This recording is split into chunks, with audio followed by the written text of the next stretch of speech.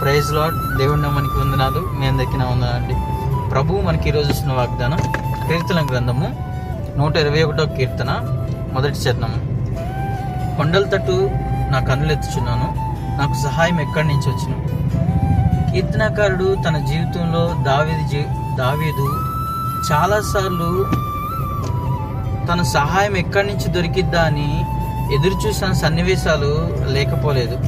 ఎందుకు అనంటే తన తల్లిదండ్రులు ఇచ్చిన ప్రయారిటీ ఏంటంటే తనను గొర్రెలు కాసుకోవాలి, ఇంకా వాడికి దానికి మాత్రమే పనిచేస్తాడు అనే విధంగా చాలాసార్లు వదిలిపెట్టేశారు.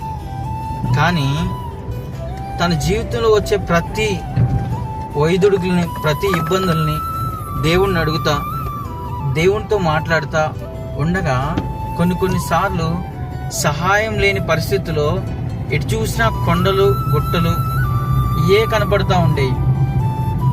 కానీ దావీదు ఎప్పుడు దేవుడి వైపు చూశాడో, ఆయనే నాకు సహాయకుడుగా ఉన్నాడు అని బలంగా నమ్మాడో, ఆయన నడిపింపులో నడిపించబడ్డాడో, గొర్రెలు కాసుకునే వ్యక్తి, సహాయం లేని వ్యక్తి, ఎవరో ఆదరణ లేని వ్యక్తి ఆదరణ పొందుకోగలిగాడు.